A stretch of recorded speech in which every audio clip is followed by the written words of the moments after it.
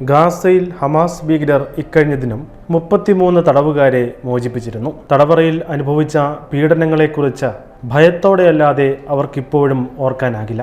33 പേരിൽ ഉൾപ്പെട്ട സാഗുയി എന്ന യുവാവിനെ കാത്ത് അദ്ദേഹത്തിന്റെ പിതാവും ഭാര്യയും കൈക്കുഞ്ഞും നിൽക്കുന്നുണ്ടായിരുന്നു. കുഞ്ഞ് പിറന്ന സമയം അദ്ദേഹം തടവിലാക്കപ്പെട്ടിരുന്നു. അതുകൊണ്ട് തന്നെ ആദ്യമായിട്ടായിരുന്നു സാഗുയി തന്റെ കുഞ്ഞിനെ ഒന്ന് കാണുന്നതും കൈകളിൽ എടുക്കുന്നതും. ഈ സംഭവങ്ങൾക്ക് ശേഷം സഗുയിയുടെ പിതാവ് ഡെക്കൽചൻ ഒരു മാധ്യമത്തിന് നൽകിയ അഭിമുഖത്തിൽ പറഞ്ഞത്, എൻ്റെ മകനെ വീണ്ടും കണ്ടപ്പോൾ 36 വയസ്സുള്ള ഒരു നവജാത ശിശുവിനെ പോലെയായിരുന്നു എൻ്റെ മനോഭാവം എന്നായിരുന്നു.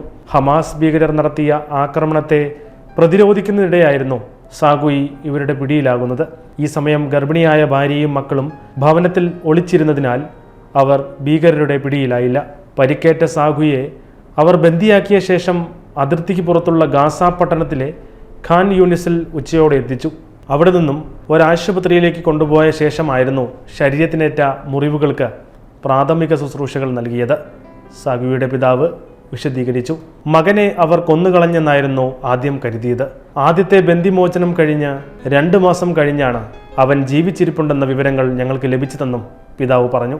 16 മാസത്തോളം ഹമാസ് ഭീകരരുടെ തുരങ്കങ്ങളിൽ നരകയാതന അനുഭവിച്ചിരുന്നു. ഇത് ഒരാളുടെ മാത്രം അനുഭവമല്ല. ഒരുപാട് പേരെ ഇത്തരത്തിൽ ഭീകരർ ബന്ദികളാക്കി വെച്ചിരുന്നു.